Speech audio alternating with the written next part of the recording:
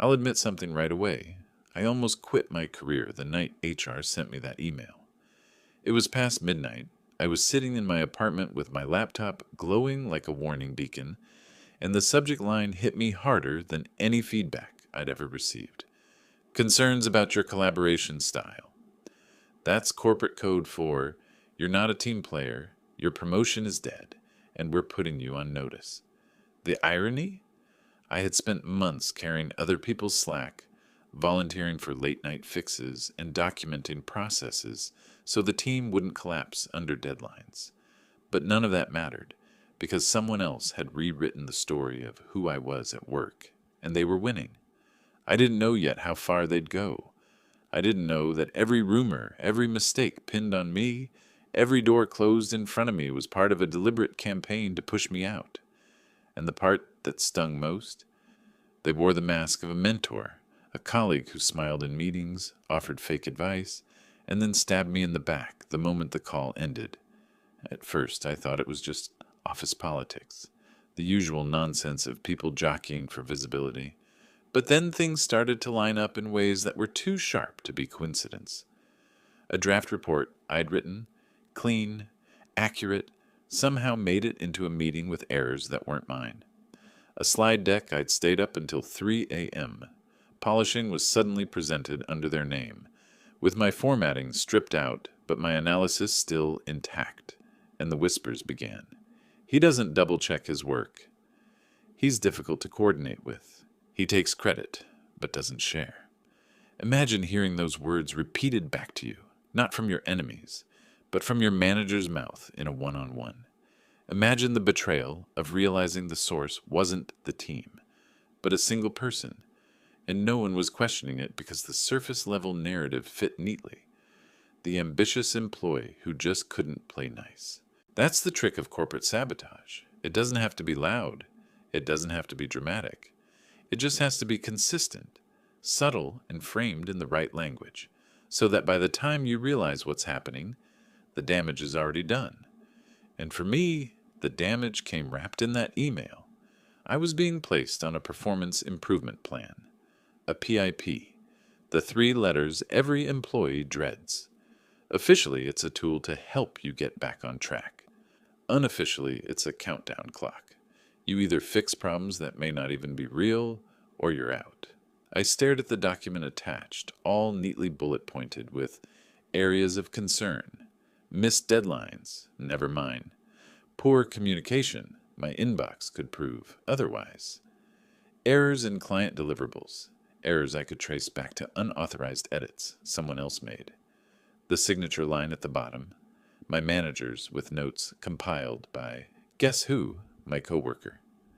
That's when I knew this wasn't just bad luck. It wasn't just politics. It was a setup. Here's what you need to understand. I didn't grow up privileged. I didn't coast through school on family connections. I worked my way up by being the person who never let go of a detail, who kept the receipts, who documented everything because I couldn't afford not to. And in that moment, at 12:47 a.m., with a PIP in front of me, I decided on one thing. I wasn't going to fight this battle the way they expected. They wanted me flustered, reactive, desperate. They wanted me to spiral, to slip, to prove them right. But I had something they didn't, patience. So I signed the PIP, calmly, quietly. I agreed to every condition they thought would box me in, metrics, deadlines, oversight. But what they didn't realize was that I had just been handed the sharpest weapon in the corporate arsenal, an official framework with measurable proof points. From that moment, every keystroke, every edit, every deliverable became a record, and every false move they made would bury them deeper. This isn't the story of me barely surviving a toxic coworker. This is the story of how someone tried to erase me, and how I let them write their own downfall, one fake mistake at a time. The thing about corporate life is that the battlefield never looks like a battlefield. There are no raised voices, no slammed doors, no smoking ruins of careers lying visibly on the floor. It's fluorescent lights, polished conference tables, Slack pings and performance reviews written in polite corporate jargon. But beneath all that veneer, it's politics sharpened to a blade, and my coworker wielded it with terrifying ease. Let me paint the picture. Our team was under enormous pressure. We were responsible for a high-profile product launch, one of those projects the company hyped in investor calls and dangled in front of clients as proof that innovation was alive and well. Every mistake was magnified. Every delay had dollar signs attached to it. And at the center of this storm, I was one of 3 people on the short list for a senior role that came with a team of my own. Promotion, influence, future, all in play. That's when he really emerged. Let's call him Alex. On the surface, Alex was the kind of colleague executives loved. He knew how to speak the language of collaboration and visibility. He offered to help with tasks that weren't his, volunteered to step in when someone was overloaded, and CC'd the right people on emails. He was charismatic in that slippery way, never too flashy, always humble, just enough to make you forget he was always angling for a spotlight. But once you looked past the charm, the cracks appeared. Alex had seniority, not because of skill, but because of proximity. He'd been hired earlier, made the right friendships in leadership, and learned how to ride the wave of other people's work. His real talent wasn't execution, it was appropriation, and I was his favorite target. The first red flag came during a weekly status meeting. I had spent nights drafting a comprehensive risk assessment. When the deck came up on screen, Alex smoothly narrated it as if he had stayed up writing every word. My name wasn't on the file anymore. It had been cleaned. When I tried to interject with clarifications, he cut me off with that practiced corporate line. Yeah, we already considered that. But let me finish walking through the framework. The room nodded along. I felt the ground shift beneath me. Then came the rumors.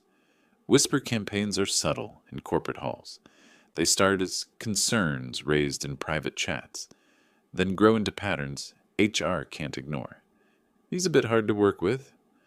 Sometimes he comes across defensive. Not sure he's detail-oriented enough. These words floated back to me through the grapevine.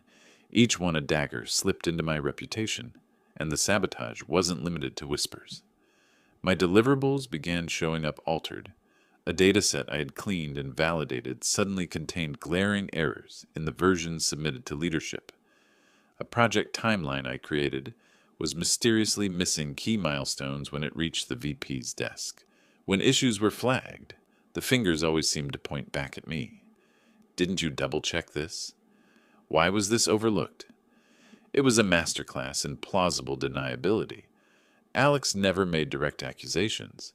Instead, he orchestrated accidents and let the blame fall naturally, while he positioned himself as the responsible, steady hand who swooped in to clean up. Even my communication channels weren't safe. A Slack DM I had sent, venting about a late-night fire drill, was screenshotted and circulated, stripped of context, making me look insubordinate. Calendar invites for key 1.1s with my manager accidentally vanished, so I showed up late or not at all, feeding the narrative that I was careless. And whenever I tried to raise these issues, I sounded paranoid. After all, who would believe that the smiling, collaborative Alex was secretly pulling strings? The worst part wasn't even the sabotage itself. It was the erosion of trust. Colleagues who once looked me in the eye began avoiding it. Conversations stopped when I entered a room. Emails came with an undertone of hesitation, like everyone was hedging bets on how much longer I'd last. Still, I wasn't entirely unarmed. Years of experience had taught me one thing: trust the paper trail. I began quietly building a fortress of documentation. Every file I touched was backed up with timestamps. Every meeting note went into a private archive. Every deliverable had a version control hash I kept outside company servers. Even my casual chats began migrating to written summaries, polite follow-up emails that read, "Just to confirm our discussion," and slowly, patterns emerged. Edits lined up with Alex's access logs. Missing invites coincided with his calendar help. My private notes highlighted inconsistencies in his storylines that no one else seemed to catch. It was like watching a magician's trick unravel in slow motion once you stopped looking at the illusion, and started tracking the hands. But at this stage, I wasn't ready to go to war. Not yet. I was still on the defensive, still trying to survive the smear without losing my sanity. What I didn't realize at the time was that Alex was setting a trap, one designed to corner me completely. And by the time it snapped shut, I would either be out of the company or he would. Smear campaigns don't start with explosions. They start with paper cuts, tiny wounds so small you barely notice them until you realize you're bleeding out. And by the time I pieced together what Alex was doing, I was already covered in cuts. The escalation was almost surgical. First, there was the accidental edit. I had built a financial projection model for a client that relied on precise assumptions about revenue recognition. My spreadsheet was airtight.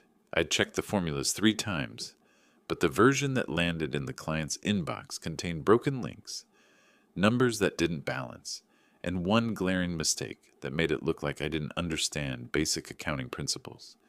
Guess whose login was on the file the night before it was sent? Alex's. But by the time the mistake surfaced, the narrative had already taken hold. He's sloppy with details.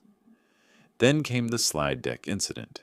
I'd crafted a presentation for leadership that told a clean, data-driven story about our upcoming launch risks.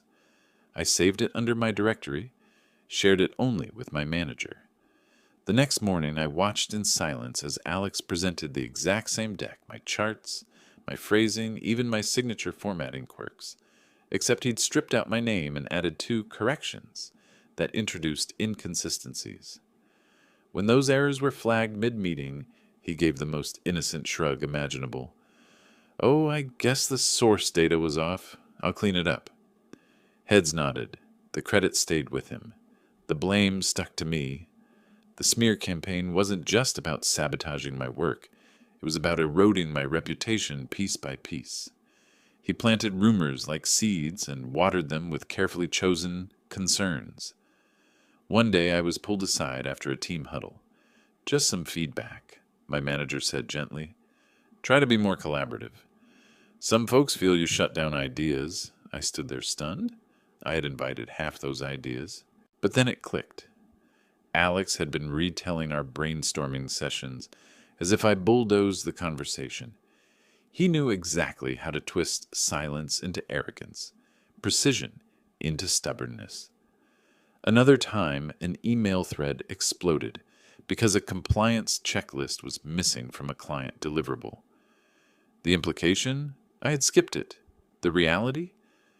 Alex had helpfully volunteered to finalize the packet and then quietly removed the attachment.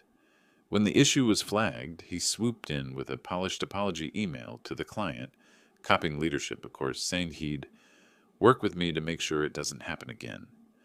Translation, I was the problem and he was the solution. Even my tone became ammunition. A Slack DM I sent late at night, frustrated after hours of cleaning up yet another accident, was screenshot and shared around. I'm sick of fixing someone else's mess. The context that I was referring to a vendor's broken integration was cut off. What circulated was just bitterness. By the next morning, whispers had crystallized into a label. He's difficult. It was death by 1,000 small manipulations, and every time I tried to defend myself, I looked paranoid. Who would believe that the charming, helpful Alex, the guy who stayed late to fix things, who CC'd leadership on his polished follow-ups, was secretly manufacturing the very problems he solved? The worst blow came during a quarterly client meeting. I had spent weeks preparing a demo environment, stable, clean, bulletproof. The night before, Alex accessed the system, reverted part of the configuration, and introduced a security flaw. During the live session, the client spotted it immediately. Their compliance officer raised an eyebrow and asked, "Wasn't this addressed in your last release?" My stomach dropped. My name was on the release notes. My credibility was on the line. After the meeting, Alex patted my shoulder in front of the manager. "Don't worry, we'll figure it out." We, as if he hadn't set the fire and then offered to hold the extinguisher. That night, I sat at my desk long after the office emptied, staring at the logs, watching the timestamps line up perfectly with his login. I had proof, but not enough to bring it forward without sounding like I was spinning conspiracy theories. So I adjusted. I stopped playing defense and started laying traps. Quietly, methodically. I mirrored his tactics, but with discipline. Every file I worked on was duplicated into a private repository with immutable timestamps. Every version was checksum hashed and archived. I started watermarking documents in ways only I could verify later. My emails turned into polite booby traps. Just confirming that you will handle the final submission on X date. Or, per our discussion, here are the steps we agreed you would complete. Harmless on the surface, but deadly in hindsight. I also built myself a silent paper shield. Contemporaneous notes. Every meeting, every edit, every accident. Documented with date, time, and witness if possible. It was tedious, but I knew one thing. If Alex was building a house of lies, I needed bricks of truth, stacked higher than his walls. Still, even with preparation, the stress gnawed at me. My career, my reputation, my future, they were all one misstep away from collapse. And Alex knew it. He could sense that he had me boxed in, that all it would take was one more mistake for the narrative to be complete. And then he overplayed his hand. The smear campaign reached its peak with a trap so blatant, so reckless, that even I almost believed I was finished. It was the move that turned this from sabotage into open warfare. And it started with a single email from HR. Performance Improvement Plan. 3 words that look harmless on paper, but land like a death sentence in corporate life. A PIP is framed as support, a structured plan to help you succeed. In reality, it's the guillotine dressed in HR-friendly language, and Alex knew exactly how to engineer mine. The email landed on a Tuesday morning. Polite phrasing, bullet points, and a 60-day countdown to show measurable improvement in collaboration, accuracy, and communication. Each line felt like a twisted mirror of the rumors he'd been spreading for months. Missed deadlines, poor teamwork, careless errors. Every accusation was vague enough to be subjective, but specific enough to be deadly. When I scrolled to the bottom, I saw the kicker. Performance feedback compiled by peers. There it was. My manager's signature. HR's signature. And right above the line, one name stood out in the contributor section. Alex. He had written the narrative, and now HR had stamped it with official ink. I sat in that sterile glass conference room, the kind where you can see your own reflection in the polished surface of the table, while my manager walked me through the plan. His tone was careful, rehearsed. This is an opportunity. We want to see you succeed. He looked almost apologetic, but not enough to intervene. HR nodded along, like they were observing a court hearing. Alex wasn't in the room, but I could feel his fingerprints on every word. Most people panic at this stage. They scramble, beg, fight back emotionally. They protest, trying to convince HR of their innocence, only to be labeled defensive or unwilling to take feedback. It's the perfect trap. React, and you prove their point. Stay silent, and the narrative hardens. But I didn't panic. I signed. Calmly. Quietly. I slid the document back across the table with a steady hand and said, I'm committed to meeting these goals. What they didn't know, what Alex couldn't have predicted, was that he'd just handed me the sharpest weapon in the arsenal. A paper framework with measurable metrics. If the accusations were vague before, now they were forced into specifics, and specifics can be audited. I played along, but behind the scenes, I set the rules of the game. First, I insisted on clarity. Every PIP item had to be tied to an objective data source. If I was judged on deadlines, then all project timelines had to be tracked through Jira with immutable logs. If I was judged on collaboration, then meeting notes and action items had to be written and shared. If I was judged on accuracy, then every deliverable had to pass through change control with version history. HR nodded. It all sounded reasonable. Alex probably thought I was tightening the noose around my own neck. What I was really doing was building a cage he couldn't slip out of. From that day, I routed everything through audited systems. Every email went out with red receipts and subtle watermarks. Every file had a checksum hash, registered privately so I could prove authorship. Every client deliverable included a silent signature line only I could verify. I even set up a system where my drafts were auto-emailed to a neutral archive at midnight. Proof that my work existed before Alex ever touched it. It was exhausting, yes. Every move felt like walking a tightrope. But I knew what I was doing. I was turning the PIP into a tripwire. Meanwhile, Alex grew bolder. He saw me playing along, nodding, complying, and he mistook it for weakness. He started pushing harder, sabotaging with less finesse. He thought I was boxed in, that I had no moves left. He didn't realize he was writing his own indictment with every edit, every mistake, every unauthorized access. The pressure on me was crushing. HR check-ins every 2 weeks, mandatory coaching sessions where I had to sit across from my manager while he parroted back Alex's fabricated concerns. Every conversation was a test of patience. I bit my tongue so hard some days I tasted blood, but slowly I began to see the cracks forming. During one check-in, I casually pulled up Jira logs to confirm a timeline. The room went silent when the timestamps didn't match Alex's version of events. HR scribbled notes, but said nothing. Another time, I presented a deliverable with my hidden watermark intact, only to watch Alex fix it later and remove a key section. When I revealed the original in the next meeting, my manager's eyes flickered with something I hadn't seen before. Doubt. The PIP was supposed to be the end of me. Instead, it became my stage. Still, the real turning point hadn't come yet. Alex hadn't realized how much rope he was giving me. He was too busy tightening the noose, blind to the fact that he was the one standing on the trap door. And then came the big project, the high-stakes client build that would either cement the smear campaign or detonate it completely.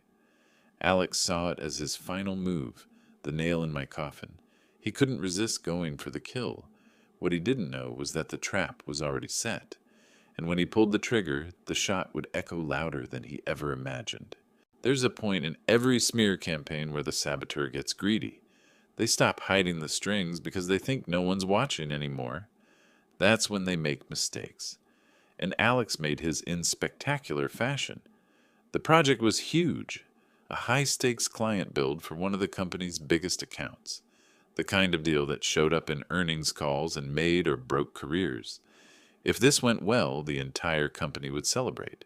If it went wrong, heads would roll. Mine, specifically.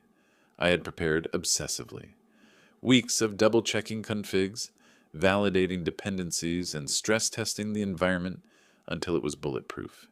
Everything was logged, hashed, and backed up in my private archive. By the time I handed it off for final approval, I was confident it would hold under any scrutiny. And then, hours before the client walked through, something changed. The build crashed. Not a minor glitch, a catastrophic rollback that exposed a security flaw we had patched weeks earlier. It was as if someone had dragged us back in time to a vulnerable state. I knew instantly it wasn't my work. I had the logs. I had the proofs. But in the moment, none of that mattered. The client's compliance officer sat across the video call, eyebrows raised, asking the question that burned like acid. Wasn't this issue resolved in your last release? My name was on that release note. My credibility was the one on the line, and right on cue, Alex played his part. Calm, composed, sympathetic. "We'll get this fixed right away," he said, adding, "I'll work with him to ensure it doesn't happen again." Him. Not us. Not the team. Me. After the call, my manager's tone was ice. "This is serious. We'll have to escalate to HR." Alex gave me that shoulder pat again, the same rehearsed gesture he'd used before. "Don't worry, man. We'll figure it out." His eyes glinted with satisfaction. He thought this was checkmate. But here's the thing about building your own paper trail. You're never truly cornered. I didn't argue. I didn't defend myself. I didn't try to explain in the heat of the moment, because that would have played right into his narrative of me being defensive. Instead, I made one simple request. Let's schedule a root cause review. Full audit. With logs. There was a pause. HR didn't love the idea. It sounded technical, messy, and potentially uncomfortable.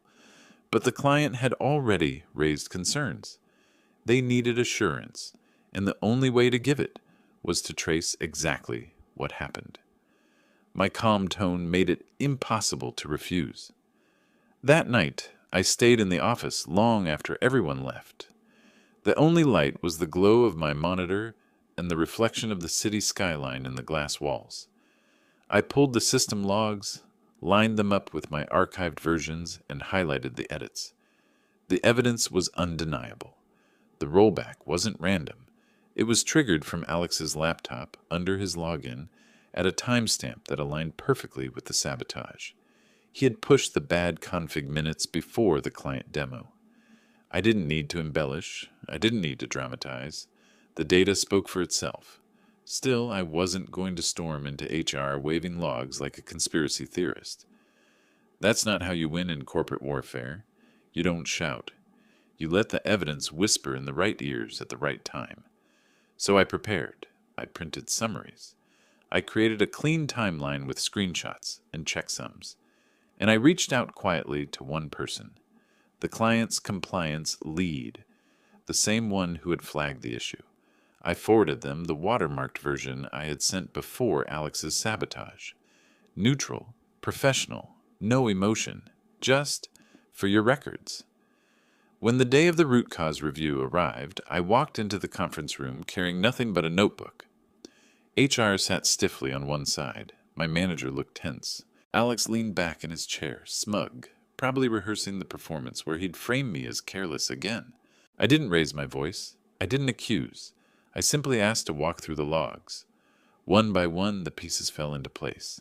The clean version, the unauthorized rollback, the login records, the hash mismatches, and then the final blow, my client contact dialing in, confirming receipt of the original, uncorrupted version with my watermark intact. Silence. Heavy, suffocating silence. For the first time, Alex's mask slipped. He stammered, tried to spin, but the data was immutable. The fingerprints were his, and there was no way to explain them away. HR called for a break. Alex avoided eye contact. My manager looked at me like he was seeing me for the first time in months, and I sat there quietly.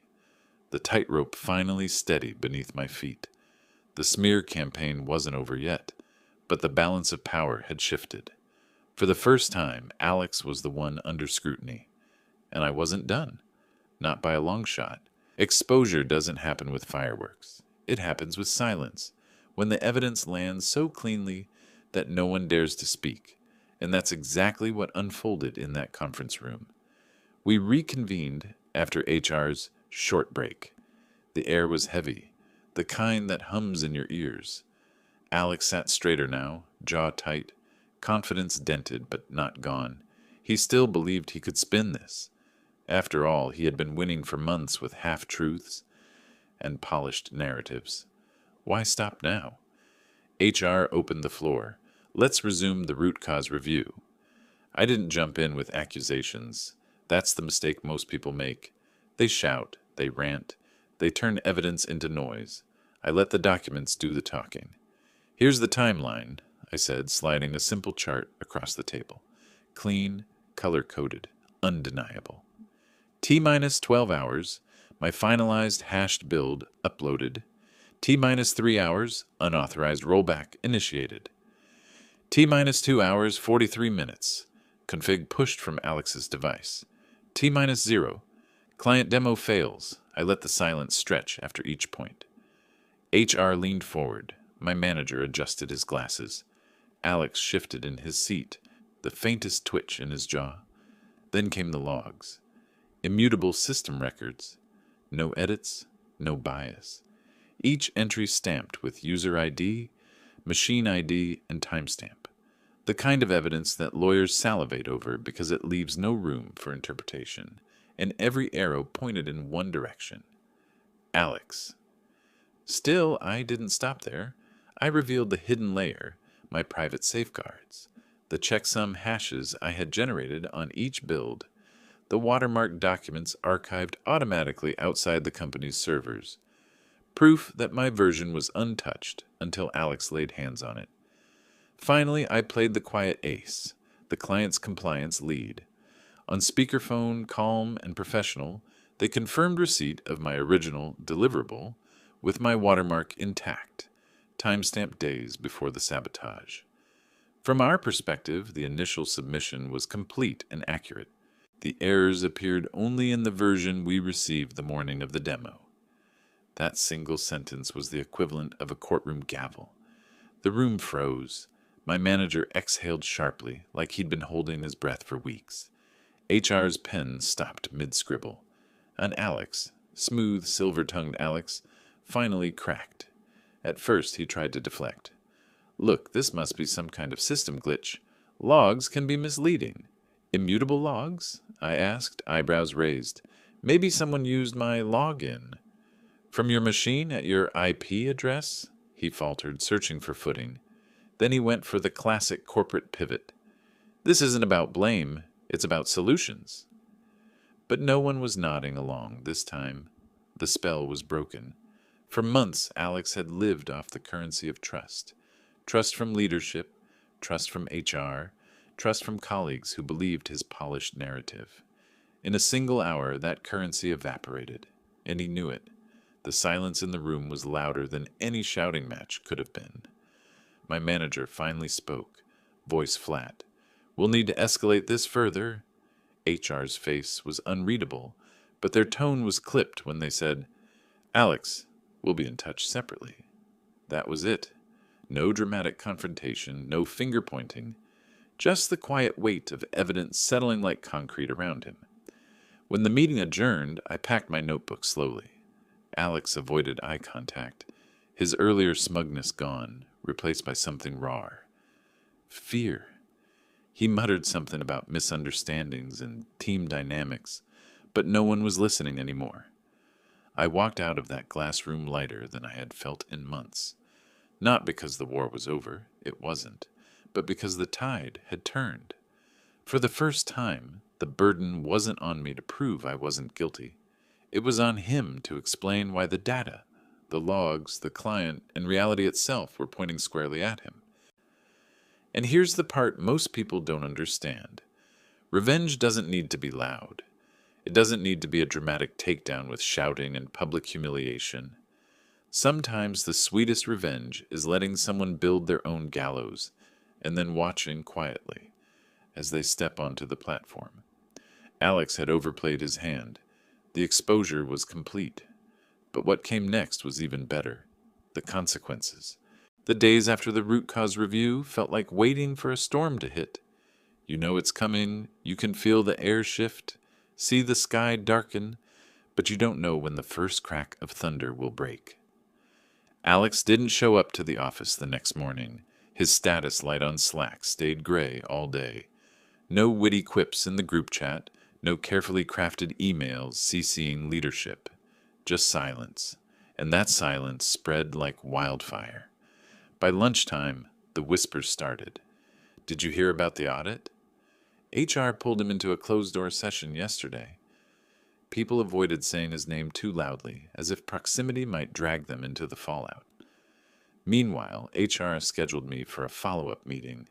My stomach nodded even as I walked in. Trauma does that. It conditions you to expect the worst, even when you know the evidence is on your side. But this time was different. The tone was clipped, professional, almost rehearsed. We've completed our review. The concerns raised in your IP have been cleared. Effective immediately, the plan is terminated. They slid a document across the table. My record, scrubbed of all those fabricated concerns. I signed it without smiling. Not out of humility, but because I understood this wasn't generosity. It was damage control. HR wasn't here to celebrate me. They were here to protect the company. Then came the second blow, aimed not at me, but at Alex. Pending investigation, Alex has been placed on administrative leave. That phrase, administrative leave, was corporate speak for we're cutting you off while legal sharpens the knife. Within a week, the verdict landed. Termination for cause. No severance. No glowing goodbye email sent to the company. His name simply vanished from the org chart, like he had never existed. The guy who spent months crafting a reputation as indispensable, collaborative, charming, gone in a single keystroke. But the fallout didn't stop at his job.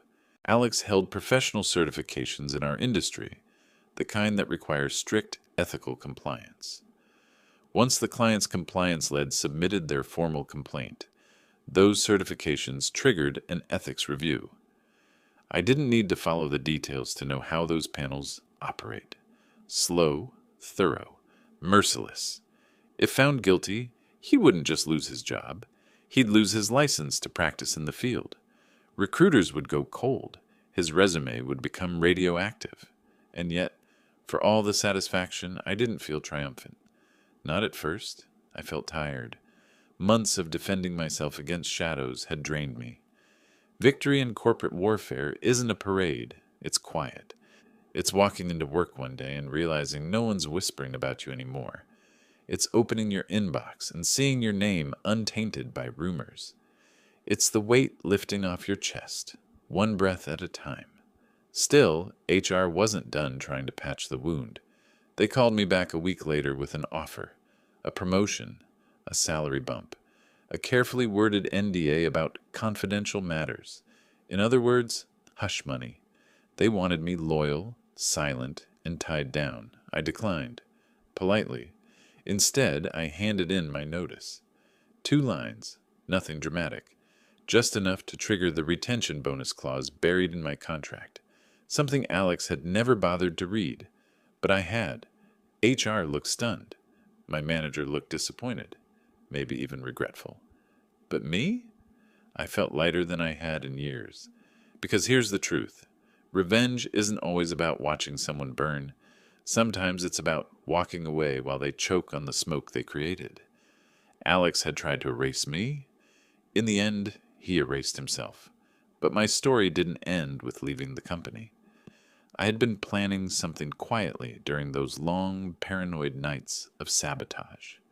And soon, that seed would grow into something far bigger than either of us. Leaving a company after years of struggle doesn't feel like a movie moment. There's no dramatic door slam, no thunderous applause as you walk away. It's quieter than that. I packed up my desk into 2 cardboard boxes, one for the personal items I actually cared about, and one for the clutter I'd throw away later. A framed photo, a few books, a mug from a long-forgotten team off-site. That was it. No farewell speech, no round of drinks. Just a quiet exit, like I'd slipped out the back door of a party no one realized I'd been hosting all along.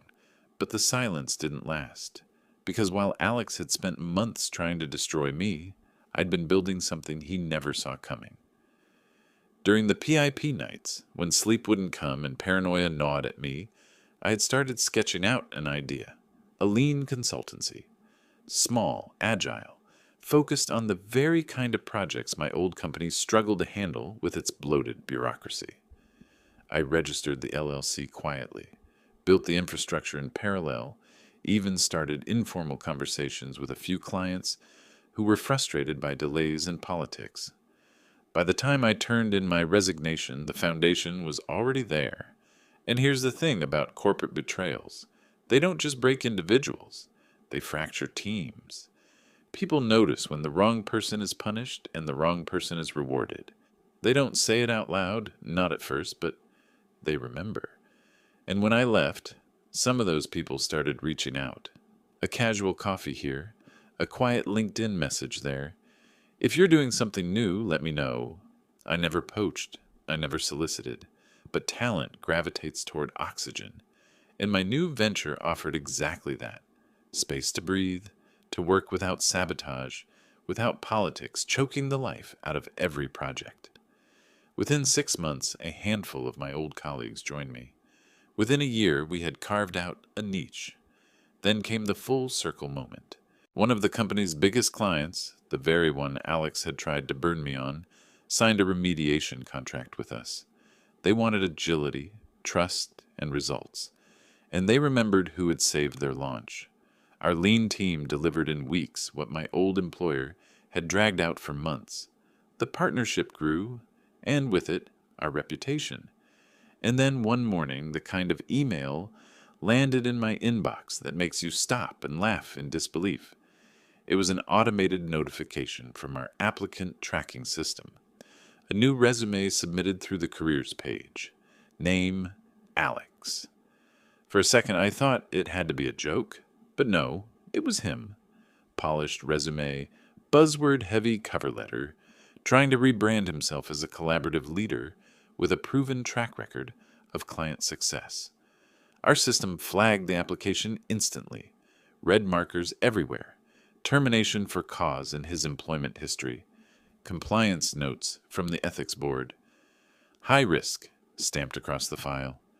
The system auto-rejected him before I even had to touch it. But I did touch it. I clicked into the record, stared at his name on the screen, and thought about the nights I'd spent doubting myself, the whispered rumors, the cold shoulders from colleagues who believed his lies. And then I thought about where I was now, sitting in my own office, with a growing team, signing contracts that once felt out of reach. I didn't forward the email, I didn't brag, I didn't even mention it to anyone. I just archived it. Later that day, I stepped into a conference room for a client kickoff. The same client who had nearly walked away when Alex tried to sabotage me. The same client who now trusted me to lead their most critical projects. As the meeting began, the executive on the call said, "We want to thank you again for saving that launch. Honestly, without you, we might not still be here." I smiled. Not wide, not smug, just enough. Because that's the thing about revenge in the corporate world. It's not about shouting the loudest or watching someone go down in flames. It's about building something so solid, so undeniable, that their attempts to bury you become the foundation you stand on. Alex had tried to erase me. Instead, he made me unforgettable.